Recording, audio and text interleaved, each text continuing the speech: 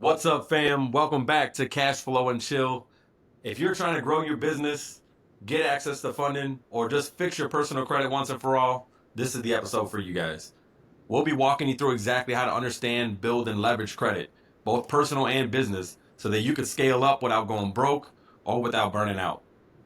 Let's get into it. Yeah, and as a reminder, we're here to help you build wealth, balance family life, and creating a future that you're proud of, all while keeping things chill and relatable. Whether you're here to learn, grow, or just get inspired, you're in the right place. It's a wealth of knowledge when it comes to starting a business, doing a lot of different things within it, especially when it comes to credit and business credit and all of that good stuff. This will be a good episode, and I'll probably learn a lot. Although I'm almost officially, besides my car, debt free, and my credit just went up like I think I'm a 720 now. Ooh, Yeah, let's go. it's He's exciting. cooking. Yeah, it's cooking. Now I need to work on the business credit. Right, So right. yes, I wish I would have known probably what Mun is going to go over with you guys years ago. Oh, And yeah. now what I'm doing is we don't use our debit cards for anything now.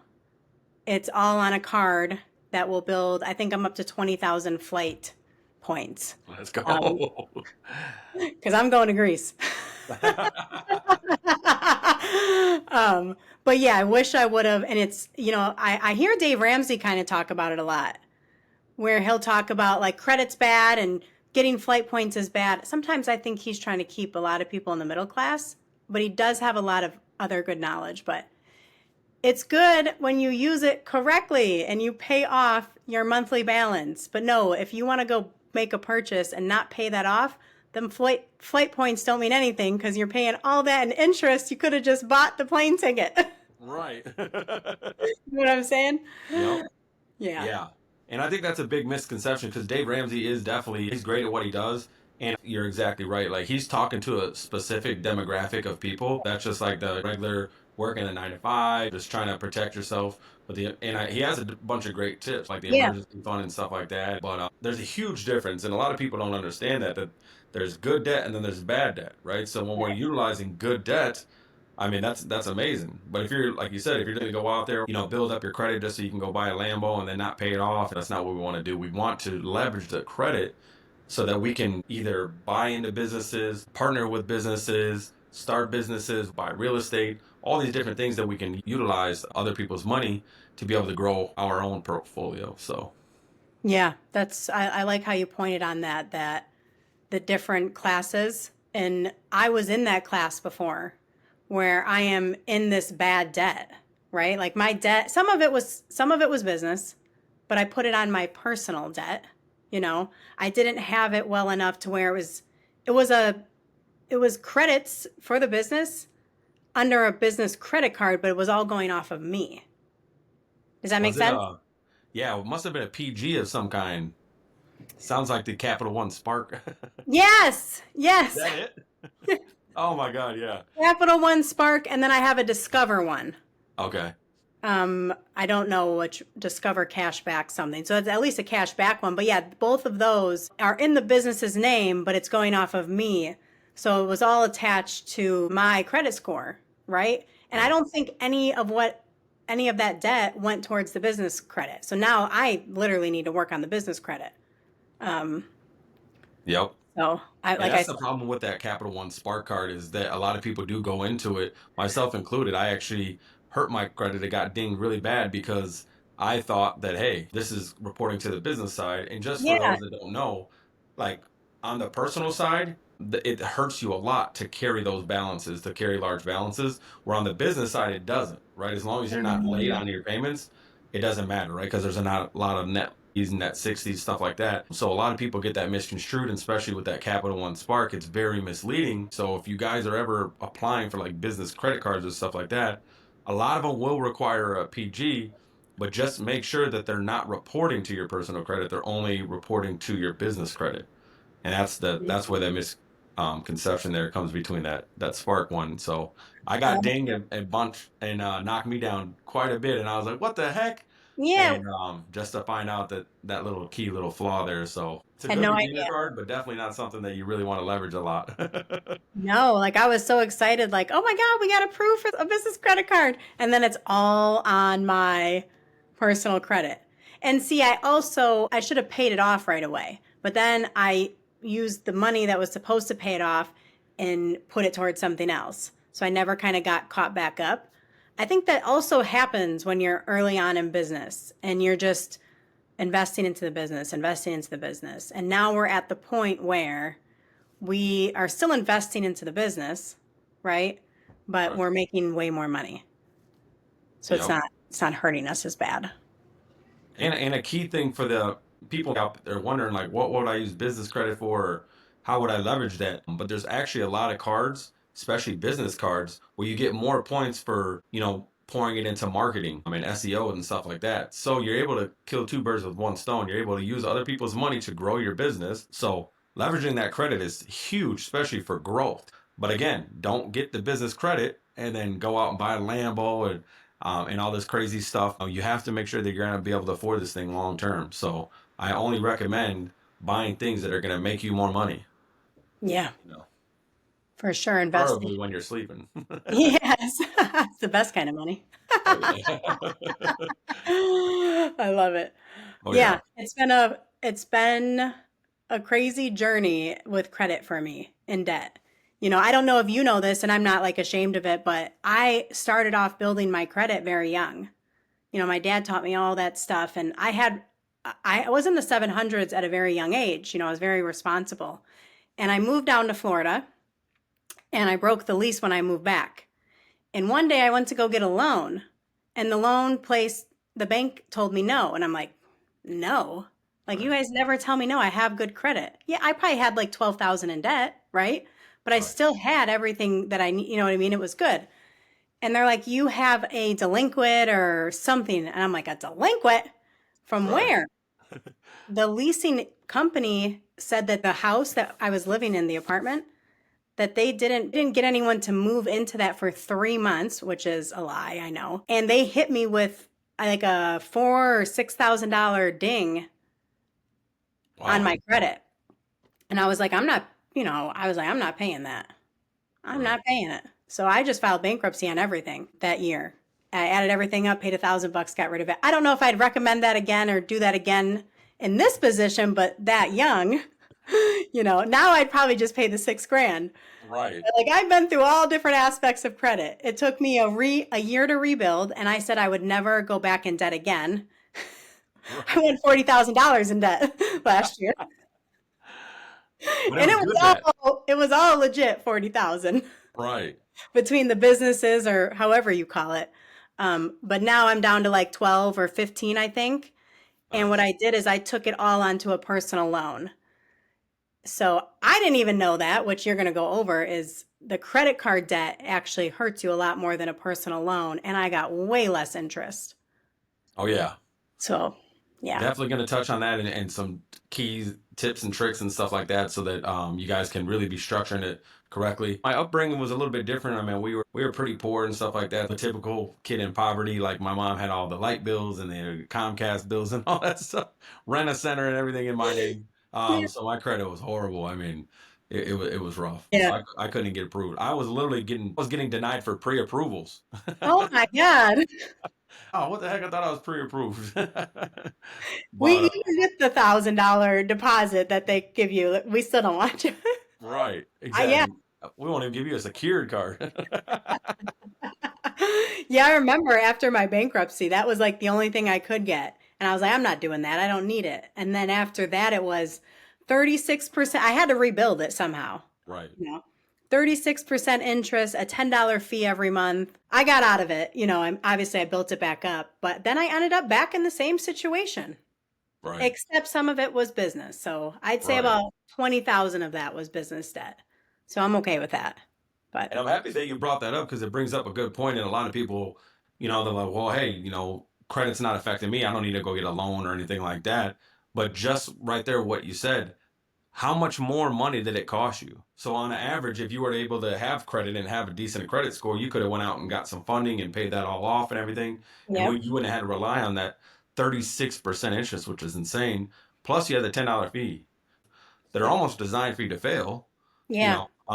And a lot of people get caught up in that. And one of the reasons that I really got into credit and really started getting passionate about it is because I watched my mom and so many people around me where they would just utilize these loans, right? And the high interest loans. So they go to like the payday loan stores and Mm, they would be literally check to check to check. Literally, as soon as they pay off that one loan, they're getting it right back out for the exact amount. And they're just stuck in this vicious loop, just never ever paying down any of the principal. And I was just like, oh my God, there's got to be a better way. So right. that's why I started investing in mentorships, learning. And then once you start learning how to leverage credit, I mean, it's a game changer. It's literally a superpower in investing. So whether you're investing in businesses or personal growth, personal branding, whatever you got going on, I mean, credit is like your best friend. So I really Yeah. highly recommend pay attention to these episodes. Please take some action. I really just want to give back and help those because I didn't know anything about credit at all. Didn't realize it. When I was younger, I messed mine up pretty bad because I went and got a bunch of loans and I just thought, well, hey, I'll just wait 7 years. I won't pay the loan back. I'll wait 7 years and it'll just fall off. Well, it I know. wasn't that easy. Yeah. I'm lucky I bumped my head young enough. I was young. Right. I think I was, oh my gosh, I don't remember how old I was. I know I'm outside the 8 years of, or the 7 years. Like Okay. when you file, like I'm outside the seven. I'm almost probably outside eight, maybe even nine. And I'm Nice. 31. So I messed up really young. And it did cross my mind when I had that 40,000. I'm like, dude.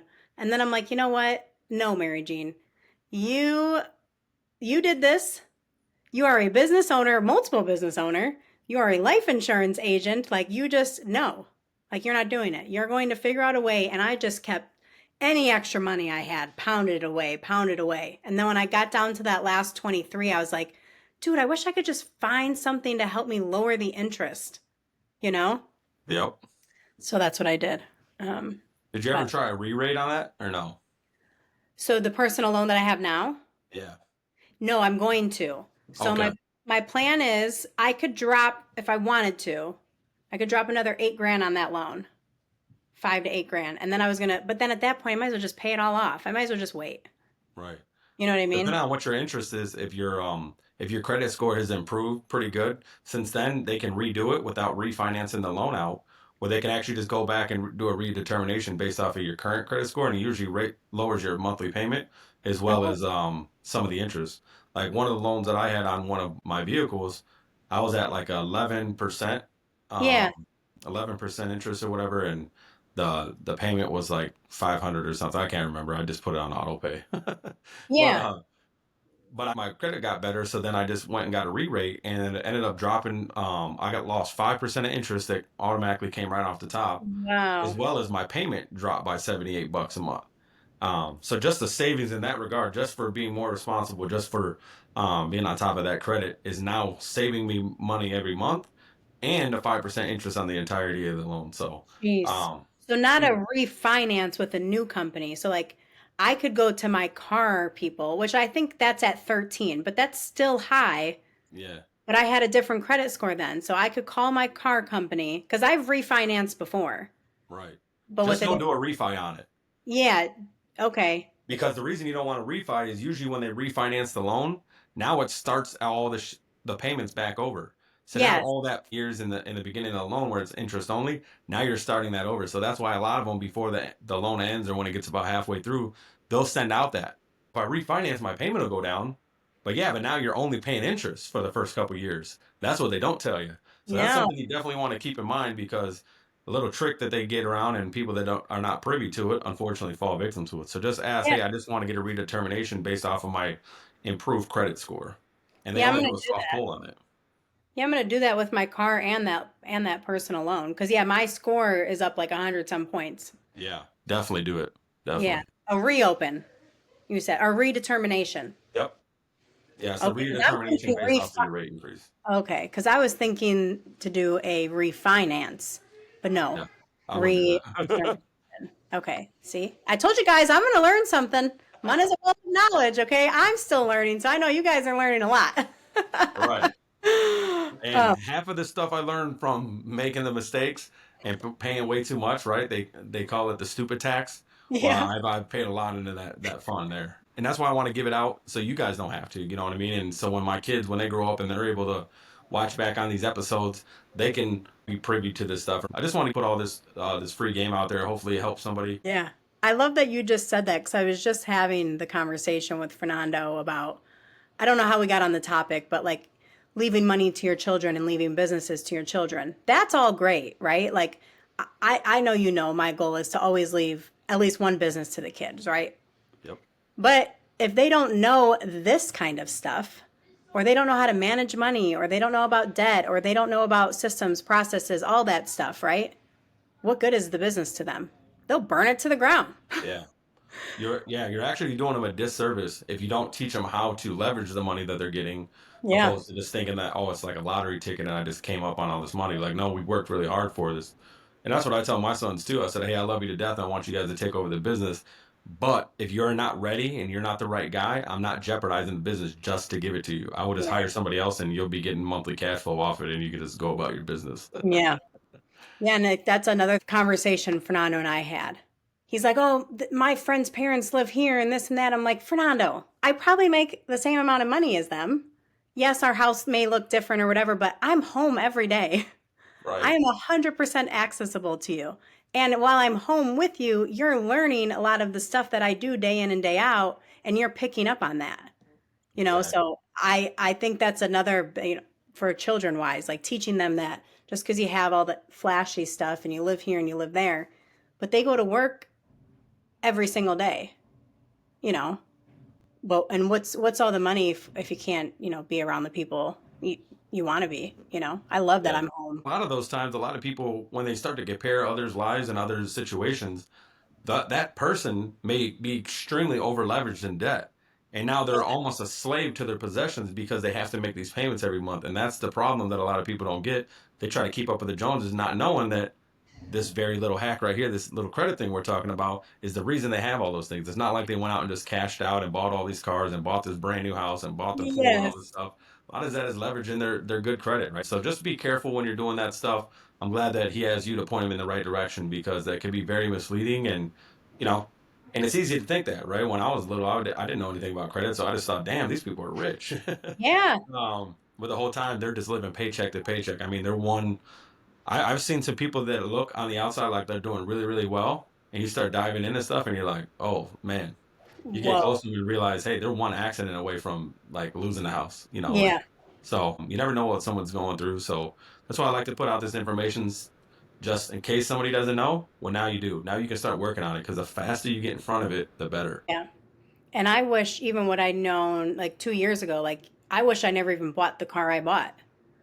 I like so wish I would have because I think of what I put into that car and it's like, oh my gosh, if I had Right. all that extra money, which to a lot of people is probably a lot, like $1,000 between insurance, the premium gas, and the car I have a month. Like what I could do with an extra, like invest that somewhere or Right. have that thousand make me more money. Because I could Absolutely. give a damn what Susie at the red light thinks about me and my Audi. you Right. know? Um. So yeah, Yep. and I know you taught me that too. I think we were on the phone one day, and I said something to you about wanting to buy a new bag, and you're like, "You'll get over it." I'm like, "Huh?" Right. You're like, "You'll get over it." I'm like, "What will I get over?" You're like, "You'll get over buying this flashy, expensive things." And ever since that day, I'm like, "Ugh, I don't even want any of it anymore." Right. And that's the most powerful thing is learning the money game because once you learn how to leverage money and credit, you don't ever want to waste money ever again. So Yeah. once you understand how to leverage money, it goes so much further. You stop chasing it and you start leveraging it and using it to your advantage to make more of it because that's Yeah. the end goal, right? Is so many people are on the opposite side of the spectrum, so they're working, working, working to spend, spend, spend, spend, and they turn around, they got a couple dollars, maybe they do a vacation or two a year, but that's it. There's no Yeah. savings, there's no investing, there's none of that stuff, and it's just like you're just literally stuck in the rat race, just going around and around and around, and that's really why I like talking about this stuff, and that's why I'm excited to do that meetup where we play that cash flow game because it shows Yeah. you how long you can be stuck in there. So in this rat race, as you're going, like if you're not investing, I mean, you're gonna be going around and around and around Yeah. while everybody else goes and does great things. So I think that's huge. How do you feel about because I just got off a call with someone about starting to invest money somewhere. I don't know if I'm going to do a Roth IRA, if I'll do another IUL, stocks or whatever, right? But I feel like I should wait until I get the last remaining of that debt paid off. Or how do you feel about investing while you're still in debt? Obviously, the car, that's going to be there for a while. You know, Right. if I've looked into getting rid of it. It just would not make any sense financially unless like someone handed me $100,000 or $30,000. You see what I'm saying? And Yeah. just paid it off. But like, how do you feel about someone that's still slightly in debt starting to invest into something? Well, I guess it would just depend on if it's on your personal side. If it's on your personal side, I'd start paying it off. I Okay. would use all the money to get out of debt first. So then you're starting with a clear slate because at the end of the day, you want to be able to keep your cash, right? And keep your money and grow things and build things with other people's money. So I would get right on paying those things off. I would start off with all the smallest ones that I could just to get those completely paid off and then really start hammering away on that big guy. But, Well, it's just that last loan. That's what I was oh, wondering. That perfect. last loan. Okay. Yeah, I would just keep chopping that down, maybe do like a $4,000 payment, then another $2,000 one, and just keep overpaying or make double. Another good hack is doing double payments. So if you have any kind of loan or anything like that, do a double payment. Make sure the second one is before your statement date, and then the credit bureau is going to trigger like you're making biweekly payments. So it helps grow your credit as well just by making that payment. And it can be the same amount. So say if your payment is $600 a month, you know, 2 weeks in after the due date, you make a payment for 300. About a week and a half later, you make another point payment for 300. I got all mine on auto pay, so it Yeah. automatically is just taking out this double payment. So and it definitely helps, kind of curb some of that interest. But another cheat code is too, especially like around taxes, if you have some money coming in or a couple grand, instead of going out and buying that flat screen that's going to depreciate and just going to distract you and steal all your time, you can go put that down on a loan, right? And you just pay that down. That's what I used to do every year when I was younger. Was with my tax return, I paid off any debt I accrued. Even then, Nice. it still sounds crazy saying that out loud, but at least I knew while everyone else around me was staying in debt and blowing that money, which I guess you're still doing both, right? But I was like, I'll be damned if I get 10,000 and I don't at least pay off this little $6,000 debt, you Right. know. So I always did do that. I still think if I would have never had that apartment complex, I would have never filed bankruptcy. But Right. I'm glad you point that out too. Tax time. That is usually how I stayed ahead when I was younger. You know. Yeah. Yeah, a lot of people just want to go spend it and stuff like that, but I highly recommend not doing that. I remember there Yeah. used to be a joke that everybody got brand new TVs and rent a center and all that stuff, and, in February, and by June Car it's going right back. or the car. It was always like, here's the people ready to buy their $1,200 car, and then it's broke down and they needed it to get fixed all year long. Right. Which I get it. Sometimes you're in that, I don't know, because then I think we can all pull ourselves out of it. I was Right. 17, 18, 19, 20. The debt I was in wasn't because I was going on trips and all that stuff. I was surviving. Right. I blew a little bit of money, don't get me wrong, but um, I know there's some people that just that's I don't know. I guess it depends how you view it.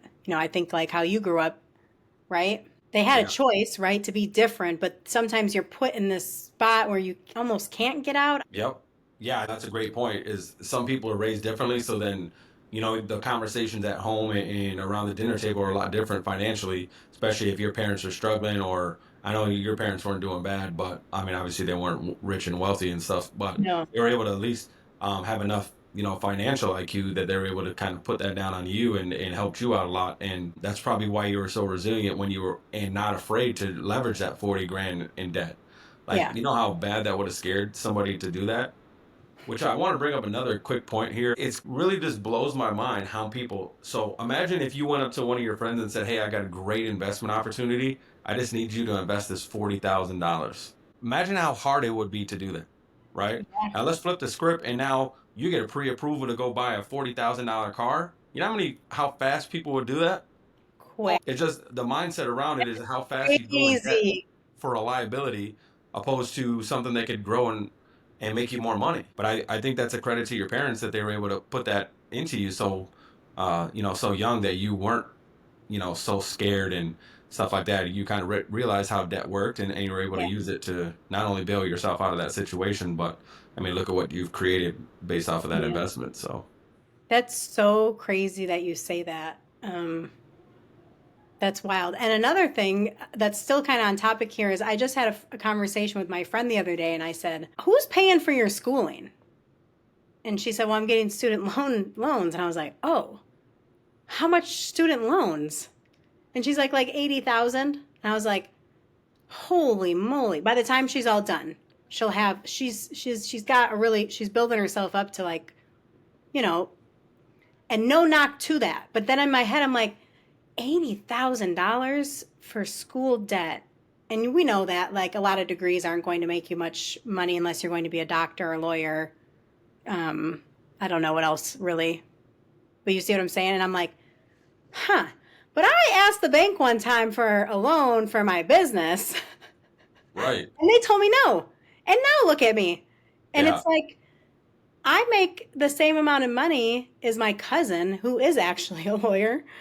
He's in a lower paying lawyer. He works for the state, but you see it, I'm in no student loan debts. Right. No, and that's a great point Crazy. that the banks will not trust you to open up a business, but they'll trust a young 17, 18-year-old with 80 grand worth of debt to go through the school process. So it always makes you think that there's some kind of coercion between the institution. Oh yeah, I believe it. I Yeah. believe it. Actually, Dave Ramsey does talk about that. I remember a call where they have people take more in student loan debt than they actually need, and they're like, well, you might want to buy these clothes, or you might want this, or you might want to buy that, and you might want to buy this while you're here on campus, and this and that, and they're like racking up these. They're probably getting a kickback. Right. Oh yeah. I'm sure Yeah, they are. yeah. I'm But sure they are. yes, let's jump into some Yeah. tips for them, though. I'm excited to Okay. learn. Awesome. Yeah. Yeah, so we'll just jump right into it. So first we're going to talk. So there's three different pillars of credit. So the first one is obviously personal credit. So that would just be, obviously your financial fingerprint. It just kind of tells, people, banks, lenders, landlords, and all that stuff. How trustworthy you are with money. And then there's business credit, right, which we touched on a little bit earlier. So that'd be in the form of like credit cards and stuff like that. And then there's business funding, which would be more like loans, like a personal loan, but for a business, right? To grow, to scale, to do those things. So those three are the biggest ones. So those are the three pillars that we're going to be touching on today, and we'll just start out first with the personal credit, just to kind of break it down. All right. So, if you think of your whole credit score and your profile as a big pie, right? There's going to be broken down into little chunks. There's going to be payment history, which is one of the biggest chunks, right? That's 35% um, of the makeup of your score is based off payment history, right? So this is the most important factor that you need to be considering, that you can't miss a payment. Literally just one late payment, just one, can drop your score super fast. And then it's very, very hard to get off, even with disputing and stuff like that. So sometimes you can get a forgiveness on it, but not all companies do that, or will they grant that. So very, very, very, very important. I can't stress enough. Do not be late. Whatever you have to do, make sure you make that payment on time, because I have it's a really question on affecting you. that. Yep. So I have a hundred percent or 99% payment history. The one time I ever missed a payment was when my van got totaled, and my gap check that I had didn't pay the whoever it needed to pay that last something, and which caused it to go over 31 days. Oh, dang. So who would I call? You said I could call that company. I mean, it's 99%. It's not affecting me, I don't think. I think it still says I'm 100% payment time, but it does show an X Yeah, under that you should have account. like a little X in your little box. Yeah. Yep. Yeah, so you would just need to contact the lender and ask them if you can get a mercy where they can just wipe it off. Just say, hey, this is the situation. How long ago was it? 2 years ago. Oh, after that, that may be tough. Usually it's more like, hey, if you would have missed it, and then call them right away and just say, hey, this is what happened. I've been on time I every did single do time. that. Yeah. Um, I tried, like, I called and kept telling them, like, hey, like, can you take that off? Like, you guys, we were in the middle of this claim process for Gap. right, You know what I mean? But then looking back, I probably should have just made that payment and just got a check cut back to me. right, So it is a little mime. I should have just made the car payment, even though I'm like, but the check's coming. I know the check's coming. right. Yeah. So, all So right. that would have been the best thing, but if they won't give you that mercy, go ahead and just start disputing it. I would just dispute it every single month, and just try to get that taken off because it does hurt you. They definitely don't like to see that, especially within 2 years. Once it starts getting a little bit older than that, then they can kind of look past it. But within 2 years, it definitely has effect on you. And it may not. And this is one thing I want to bring up. So as we're going through here, what makes up your credit score? I want to point out that when you're getting lending and funding and stuff like that, it's not all about the score. So you can have a 750 and still get denied because it's about your profile, right? And that's something that a lot of people don't understand. They only go off the FICO and just say, well, hey, I got a 700. I should be able to walk in anywhere and get this approval. Where that's very misleading, right? Because as a lending institution, it's your job to analyze risk. So when you're looking at it and you got one account or two accounts and they've been paid on time, well, that's not very hard to keep track of two payments. But say if you have 10 or more accounts on there and they're all paid on time, that's a lot more impressive. That means this person is very responsible, but they can make 10 on time monthly payments every single month. And that's what people don't understand. It's not all about the score. The score is important, but mostly they are looking at the profile. Have you ever been late? How many accounts are open? How long have they been open? What's the utilization? All that cool stuff. So something to really keep in mind is the profile is super important. I like how you said that too, because I was laughing at the amount of payments I had to make on time every month. Oh yeah. Yeah. So I was chuckling. Now I'm pulling up Credit Karma, which I use like Experian Credit Karma. Speaking of that, where do you recommend someone checks their?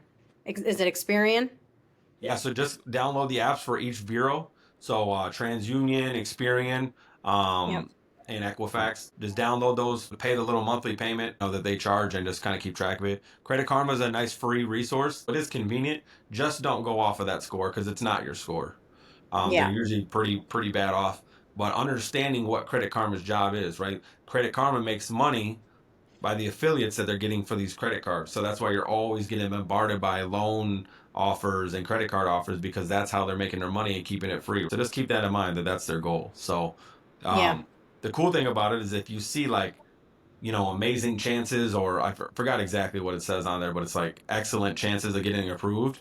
That means your credit profile is pretty good. Okay, I wouldn't apply for that card per se, but usually when they have that on there and it's the higher that is, that it means your profile is pretty darn good. So that's something Yeah. to keep in mind when you are looking at funding it. If it just says like good or something like that, then don't go apply for anything. That's Um, crazy you say that because for a while there, mine just said like nothing crazy, and now they all say like outstanding approval, outstanding, yeah, outstanding. I'm like, that's I'm what you not want to falling back into this trap. Yep. Get out of Yeah. here. I just like to see it so I can look at the like you said, the debt, Yep. like what accounts are on my thing. Um, Exactly. And yeah, then you can see like your hard pulls and stuff like that. All your inquiries are going to be on there. So, yeah. So it um, does say 99. oh yeah, because it's within that 2 years. Once that 2 years goes by, you should see that go up there. But yeah, Oh, within okay. 2 years, that is something that's definitely going to get flagged, and they're going to see that. And you would think, well, hey, it was only one payment; it doesn't really matter, but to them, it does. I So keep trying to dispute it. I'll do it again. yeah, So just the keep late doing it. payments are the hardest to get off, and they take the longest. You just got to be relentless. Yeah, Um, it's and almost if like you trying to get an Airbnb review, retaliation review removed. It uh, takes time, and I'll call them every day. So yep. Yeah, same thing there. yeah, I would just dispute the crap out of that thing. So, going back to what we were saying again, payment history makes up 35% of the score. So please don't ever be late. The next largest component would be 30%, right? So one third of your credit score is made up by credit utilization. Okay. The rule of thumb is to keep your balances under 30% or 10% if you're really trying to grow it. But honestly, this is what I tell you. Don't be using any kind of credit that you can't pay back. So everybody has a bank account, and when you're paying your bills and you're paying your power bill and your credit card bill and all this other stuff, right? You're using your debit card to pay it off, right? You get paid, your paycheck goes inside of the bank, and then you use your bank card to pay everything or business checks or whatever you're using, right? Well, if you could just switch how you do that, and you just take your credit card, and now your credit card is maybe you're just going to use that for groceries. Maybe gas and groceries is on one card, right? But I'm treating it like cash. I'm not spending any money on this card that I do not have cash to pay this right back, because that's going to be the plan. We're going to make our double payment, and the second payment that we make is going to pay off the entire balance. So we're going to make one little payment, and then we're coming in and paying it off right before the statement date, not the due date. The statement date is what they report to the bureaus. So whatever the balance is as of your statement date is what they're going to report. Again, it won't make you late or anything like that. So you won't see any red flags on your credit card app, but it will affect your credit because now your utilization is going to be up. So be very careful of that. Yeah, I have a question there too. So I've been using that card to get my flight points, but I pay, like, I'll use the card. Like, we just went and did work, right? The hotels and all of that, all of those expenses from the last 2, 3 days went Right. on that card. But when I got home today, I paid the card off. Should I not do that? Well, yours is a little different because you're using business. So you have business cards you're using. This is more for like the personal side. No, no, Um, that is a personal card that oh, I'm personal using. card. Okay. Yeah. And what kind of things are you putting on that card? So chemicals, anything to do with really anything to do with the business, Okay. anything to do with myself. So Like, you're using a personal card for business purchases, yeah, but then I'm paying the bill with my bank your account to, like, business bank account. yes. So Right. should I just get a business, like, switch it to a business credit card that's not, what did you say the, the Spark card was? Yeah, the Capital One Spark is horrible. You can, but just with the Capital One Spark, all you have to do is just be disciplined in paying that off. Because as long as you're paying it off before the statement date, it's not going to hurt you at all. It's So if you what's let it go past that's where you're going to get dinged. Yeah, so what's the difference of using my city card, that's my personal, to buy what I need for the business and then paying it off with the business? I'm not paying it off for my personal stuff, but Right. like my hotels that I had to get the last few days to work and my chemical, yeah, I used it for that. Yeah, so you want to stay away from that because that's like riding the gray line of commingling funds. Oh, So that really? personal card should be for personal expenses only, Okay. just like your business debit card would be.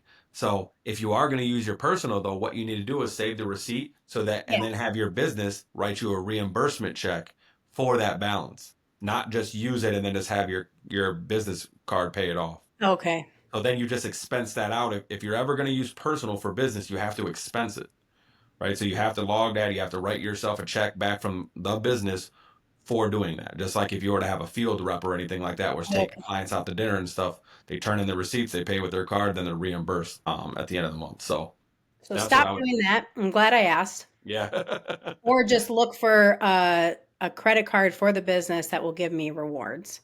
Yep. Okay. Exactly. I'm glad I asked. Yep. See, That's guys, I'm it. learning. You guys better be taking notes. Yeah. So, to make sure I'm understanding, if I use the card, Yep. my business will write me a check to reimburse me with those receipts that I get. And then I take that money from my personal and pay that. Correct. I gotcha. Oh, yeah. Anything that you're That buying makes for the sense. business, you expense it. Anything for personal, you just, you're just paying. Yeah. Either way, though, you're going to want to pay that all off so you're not paying any interest. And that's why we're paying before the statement date. Because why? Because of two things. One, we don't pay any on it interest because when it hits the statement date, that's the amount that you're going to pay interest on. So if you still got 10,000 left on your card, you're paying interest on 10,000. If you got zero on your card, you're paying zero interest. So even if you got a high interest credit card because your credit was kind of doo doo at first, as long as you pay the balance before the statement date, it doesn't matter what the interest. It could be 1,000% interest. Just make sure before that statement date that thing is paid off because you're not paying any interest on it and you're still accumulating the points that are associated with that card. Hmm. Good to know. Yep. So don't be afraid of all those high interest rates unless you're like doing a flip or something with it. Then that's probably not the best way to go because that's Or going you to be don't about have money. 36 months before you can get any of those returns. Yeah. Or if you don't actually have money to pay off what you're about to buy. Exactly. Yep. Yeah. Yep. 100%. Yep.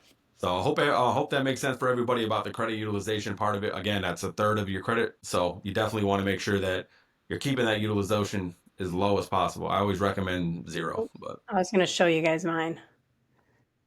10%, 5 out of 55,000. Nice. Isn't that crazy though that they would give anybody that much? Yeah. And a lot of people think that, but it's very easy if you got a good credit profile and not a lot of hard inquiries and no late payments in the last 2 years, you'd be surprised at how much you can get. And I'm going to touch on that briefly as we get towards the end here about the business credit and stuff like that. But you can get access to like 50,000, 100,000. You can do credit stacking and stuff like that. Is however you say that with the D, how do you say it? Derogatory.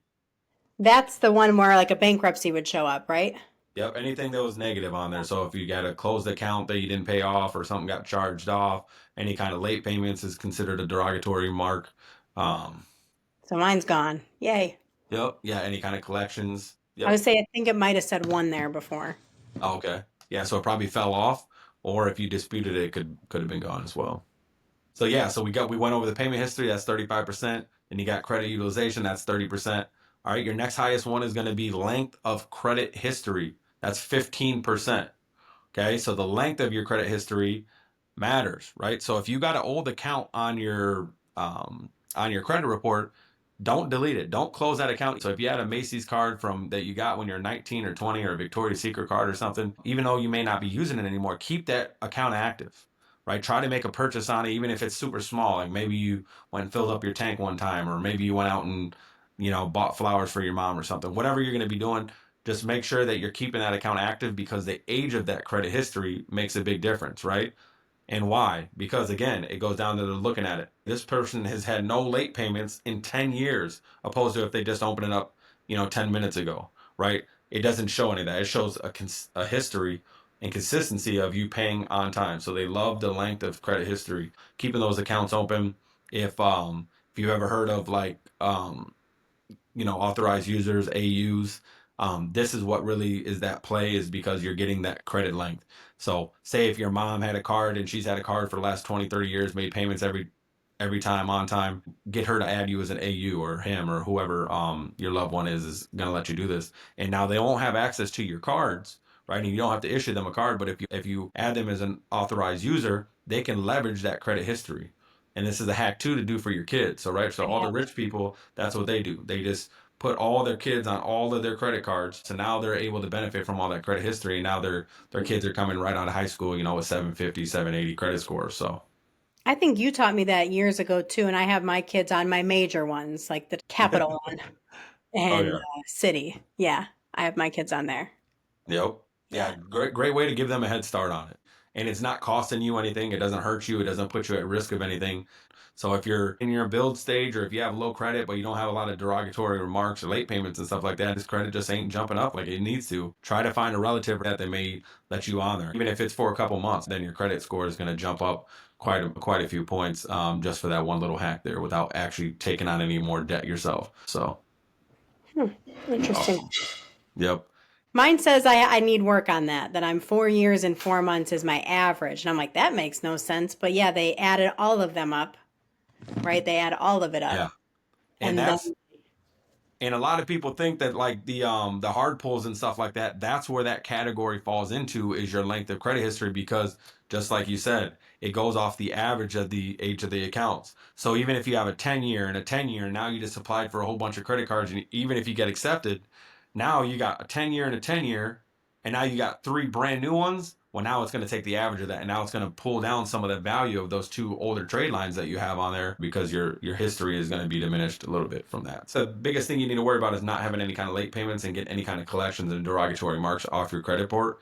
The stuff that we're giving you, like the AU and all this stuff that we're talking about, this is how you build it. This is how you grow it, right? So this is like just next level tips to do once you've already paid off all your stuff. Because if you got derogatory remarks and you got late payments that you're not dealing with, this stuff isn't really going to help you. There's three stages of credit, right? There's the repair, and then we go to the build, and then you get funding, right? And it has to go in that order, right? We got to repair it. We got to get all that negative junk off there, all the bad stuff that we don't need on there, clean that thing up, making this look very presentable to these lenders. And then we start building it, right? Getting it even better, improving our trust and our credibility. And now we're able to go get that access to that funding that we want. so I would probably, because some of mine are like 12, 13, 8, 10 years old. But then if you come down, when I was trying to get my credit utilization up, I did get some cards to get that up to 55, right? But a right. few of them are fairly new. a Yeah, year so and that'll a hurt half. you in that regard. But what you should do is just dispute the inquiry and get that removed. The inquiry, Yeah. so not the hard inquiry, Yeah, the the hard credit inquiry. age. Well, You yeah, can the credit dispute age is those. what we were just talking about there. So the length of the credit history, the You can 15%. dispute those, Yeah, absolutely. even if you have the card. Lord, Yeah. because that is my red one, and then the next one is high inquiries, which Okay. makes sense. And just to have this clarity right here, so just make sure we're disputing the inquiry, not the account. If you dispute the account, then delete the account. If you got the card and you have it, you gave them permission. How It the doesn't heck? make so you're sending in your dispute letters. So right, all we're doing is being persistent because once you do a first round of letters to repair your credit, they're all going to come back and say, "Hey, we think somebody's applying that it isn't you, right?" And all this is a stall tactic because they know they have 30 days to verify the debt, or legally they have to remove it from your credit report.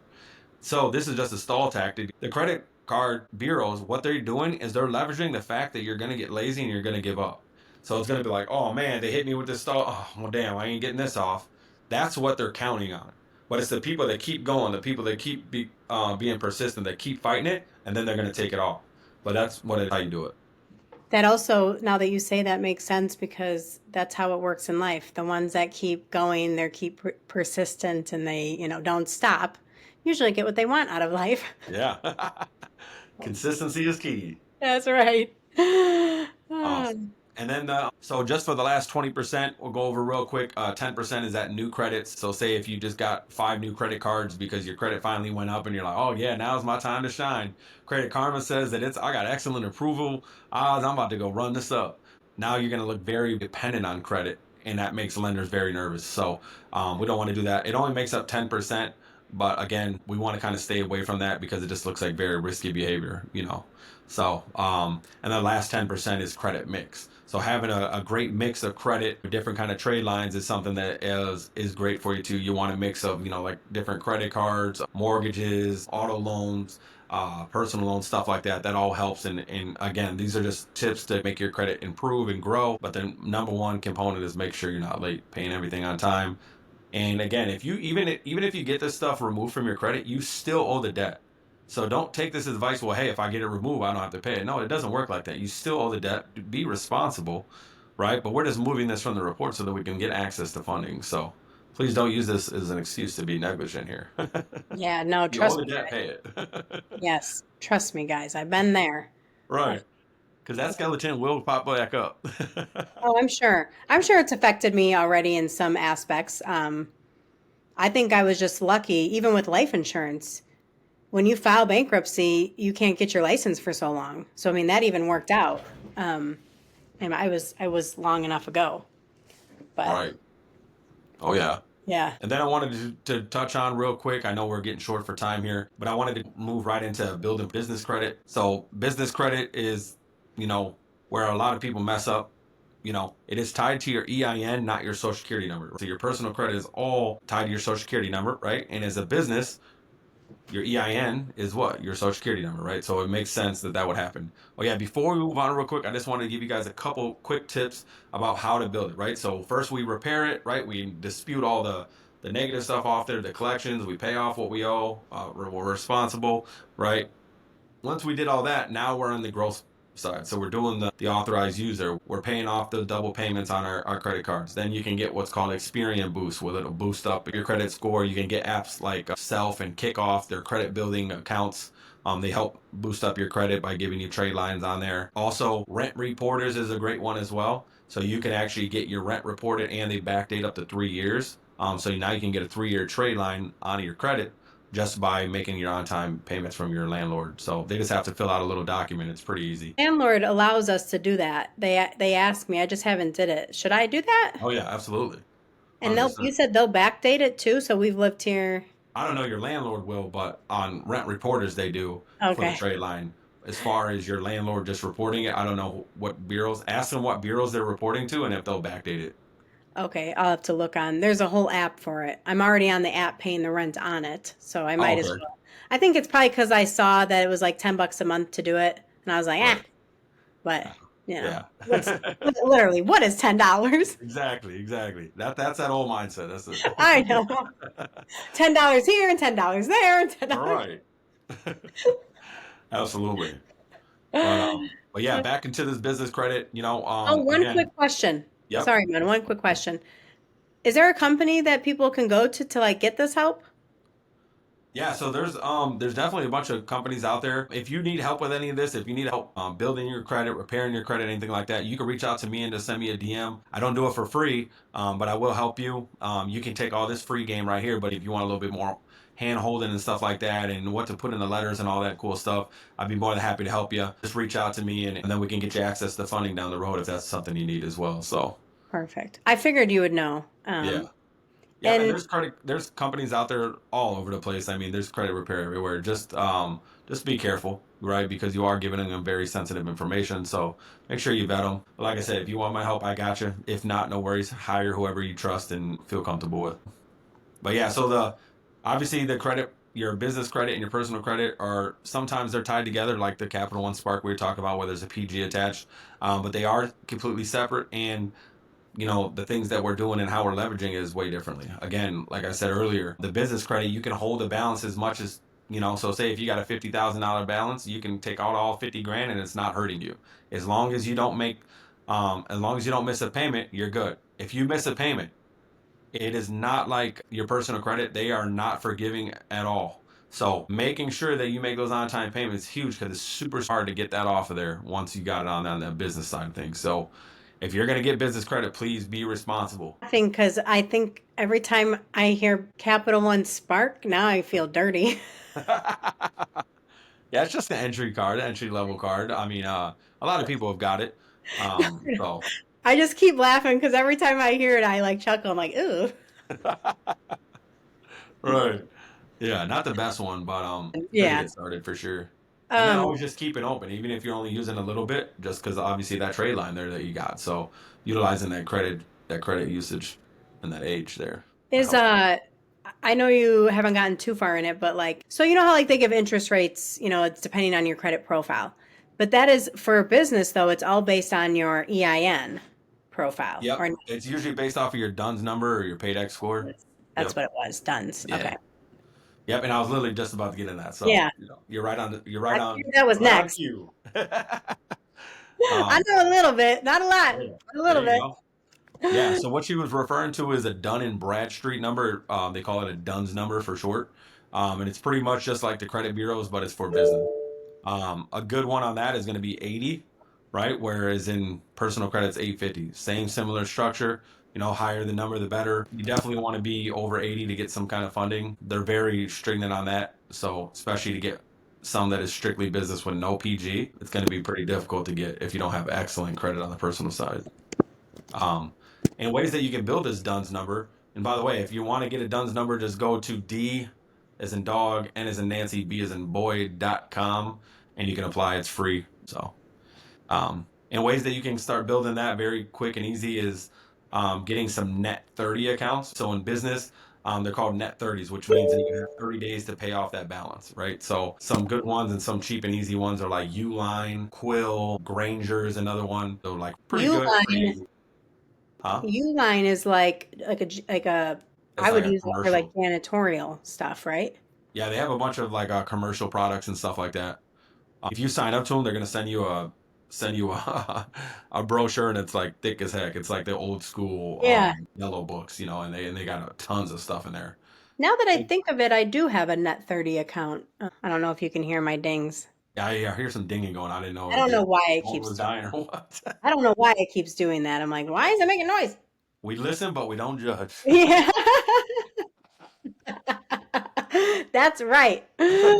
Ah. Um, and then yeah, just setting up a business bank account with Chase, Bank of America, stuff like that, other bank accounts. And the reason you want to do that is because when you're trying to get access to business credit and business funding, it's all about relationships. So whatever bank you're at right now, when you're doing transactions at the bank, right, having a history there and having that set up with them is going to be more, they're going to be more inclined to be flexible with you with giving you funding opposed to an account that you just started, right? So aging that account, doing business in there, transacting with them, giving them their business so that they'll want to extend some credit lines and that they're able to see right there in house what kind of money you're generating and stuff like that, what your expenses look like. So that's another great way to kind of get that up. And then again, you can start with those business credit cards. A Capital One Spark, I don't recommend it, but if you're just getting started and you can't get anything else, feel free to get one. Just remember that that is reporting to your personal side. 90% of business credit cards do not report to the personal side, but that one does, unfortunately. So, not my favorite, but if you're just getting started, something. Divvy is another one, DIVVY. American Express Blue Business Card is another good one. So, American Express has some decent ones. Chase has some decent ones, so make sure that those cards work for you. And then you can track your business score on nav.com. NAV is in Victor.com. That's going to be a place that you can track your credit score and see what's going on in the business side of things. Um, You said any net 30 accounts would be on your Duns number? oh no, the DUNS number. So the DUNS number is almost like a serial number. It's just like that's associated strictly to your business, but it's in your profile. But you can look on Nav, if you want to see like the entire report. Yeah, Okay, the yeah. DUNS is more like your FICO score. Yeah, I guess I don't see on mine. I'll have to get with you because I don't see any numbers on mine. Check on your DUNS. Well, like what pops up right now is like my apps. Oh, Yeah, credit let's sig. check it out offline, and I'll Yeah, see what you got going on. maybe that's why. Um, and then and sorry, I don't mean to make this feel rushed. I know you're on a time crunch too, and we No, you're went over good. an hour. So just trying to get through some of this stuff that I wanted to touch on for you guys today. And just because you're utilizing business credit doesn't mean to forego your personal credit. The personal credit needs to be on point to get more leverage with your business credit. And, you'll get faster and larger amounts if you lock all that stuff in. So making sure you got a solid personal credit score, a clean business structure. And another thing with this funding, I really wanted to hammer this home is everything on your business has to match when it comes to business funding. Say if you're getting mail to your business at you know one Change Street Unit B, and you don't have the Unit B, or if you have Suite B on another piece, they're going to deny you. Everything has to match up from your EIN for your articles of organization to your business bank account to everything. Everything that you put on the application has to match 100% on every single piece of that. So make sure that you are legit all the way across. So if you've changed anything anywhere else in your business, you need to change it everywhere on your website, on your business, your Google business profile. Has to look legit everywhere because they're gonna check that stuff. They want to make sure, oh yeah, it looks the same over here, over here, over here. Okay, I guarantee that this is that company, right? So you don't want to leave any room for doubt there. But then you can, once you're able to get that business credit going, you can get business credit cards, you can get business lines of credit, also known as BLOCs. You can get term loans, you can get equipment financing, you can get general business funding from like Fundbox and Lendio and all them. On Deck is another one. But just don't apply blindly. Stack your credit profile, the right way so that you can get approved on your first try. Right. So that's what I would recommend. So hope I didn't move too fast for you guys. I know I'm throwing a lot at you, but I just want to make sure that you guys are really understanding this and kind of giving you those little keys that you can do right along the way so that you can, get this credit booming a lot faster. So Yeah, a lot of that was very helpful, and I will definitely go back and re-listen. Um, I'm like trying to do it all while right. now I'm over here on Nav looking at these net 30 vendors, and I'm like, You oh see man, it? I just Nice. went and bought stuff at Home Depot today for the business. You could have had a vendor account. I might go return it. Let's Yeah. do it again. Hit that Home Depot one. The Lowe's one is a good one as well. Or if any of them sell the chemicals I use too, or maybe my guy down there does it. The guy I buy my chemicals from. A quick recap, fix your personal credit. If there's any kind of derogatory marks, collections, anything like that, we need to get that off ASAP. Hard inquiries, we need to get all that stuff wiped out because first we repair, then we're going to rebuild and build. And so now we're going to be building new history with secured cards. Secured cards, if you get a secured card, all that is that you're putting up the money. So if you want a $1,500 limit or trade line on your account, you give them $1,500. They pretty much freeze that money, and then you have access to $1,500 in the account. And then as you spend it, you'll just put it back, and then you'll have access to that 1,500. It's like a revolving line of credit that you prepay. So that's a good way to get it if your credit is a little shaky and you're in the rebuild phase. It's easy. It's a lot easier to get those secured ones compared to the unsecured lines of credit. And then again, using self, kickoff, all those things, form your business the right way, make sure you got everything, tighten up, make sure your EIN, your DUNS number, your business address, your phone number, all that stuff. I remember we talked a lot about business structure on our last podcast, where you want to have the business address, a professional website, professional email, phone number, all that stuff. Again, this is why I told you to do that, is because this is going to hurt you in funding if you don't have it all set up correctly, and then again, setting up those net 30 accounts, making sure you open up a business account, build relationships with those bankers and those lenders that you're working with already, your vendors, if you were to get a big account and it was a net 30. Because once you get into business, there's certain accounts, and I know that you probably know this from experience, but there's some companies that only pay on a net 30 or a net 60 basis, or even sometimes up to a net 90, which means you're not getting any kind of deposit or money up front. And then you have to cover all expenses up to then, and you're still not going to get paid 30 to 60, 90 days after the completion of the project or the job that you're fulfilling. So that could really put a hindrance. That you got to pay payroll and all the materials and all the overhead expenses leading up to then. So utilizing this credit in these net 30s is a great cheat code. Like you can go to a lot of your vendors and say, hey, listen, I got this contract here. They're going to be paying me in 60 days. I just need you to foot the bill for this, so then I'm not on the hook. And then once you get paid from your client, then you can repay off your vendor. So creating Yeah. those relationships and nurturing those is super huge too. Yeah. See, if I would have, when we were floating payroll, it was rough because Yeah, we weren't stressful. at, yeah, it was like a net 60 Oh, on, a pretty big account that we were working and all the bills and all the getting it up. And yeah, had I known, I remember there was days I'm like, man, how are we going to do it? Pulling out of my account, pulling any money we could somewhere, always making sure we did it. But now they do pay us on the very last Wednesday of every month. Like there's no more net 30 nothing. You know, right. they know Yeah. we're kind of small. I'm not sure they'll do it forever, but they know that we're just kind of growing. So Oh yeah. yeah. Awesome. Well, you got any other questions for me, Mary Jane? Not right now. I'm about to jump on Home Depot and see. What I always do is also, anytime that you're going to apply for a credit card, call that credit card company that you're going to apply with and ask who they pull from, what credit bureau that they pull from, so that you can go back and make sure that that credit bureau is reporting, good stuff, because every single one of your bureaus is going to be a little bit different. So Yeah. make sure that, hey, maybe your TransUnion is a little bit stronger than your Experian. So if you're going to go to apply and you know that they only pull Experian, that, hey, I need to go beef that up or maybe get that Experian boost so that that'll look a little Yeah. bit better and I have a better chance of getting approved for a better limit. So, Yeah, and I don't want a card. I want one of those like net 30 things that'll go towards. Yeah. yep. Yeah, so just create that pro account and then they'll automatically give you that net 30. So, Sweet. now how Well, much it is, that's the different discussion. yeah. But you'll get something. Yeah, I think I literally like the one thing I bought today was like $200.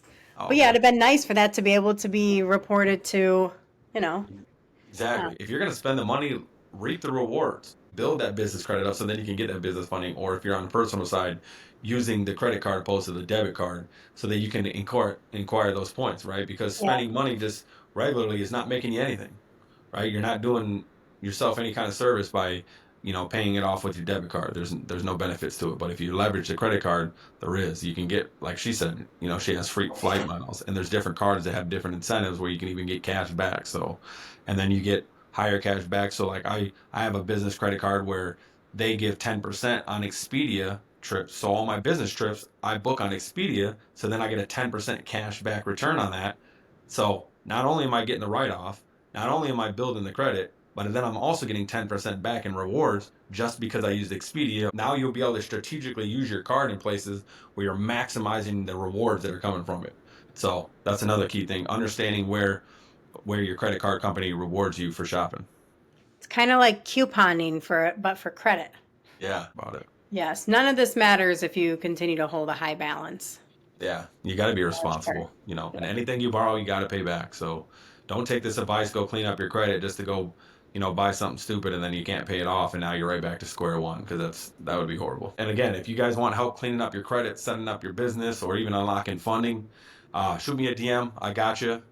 Also, if you learn something from this, I would really really love if you guys can just screenshot this episode, tag us in it, tag the podcast in it, and just let us know one of the big takeaways.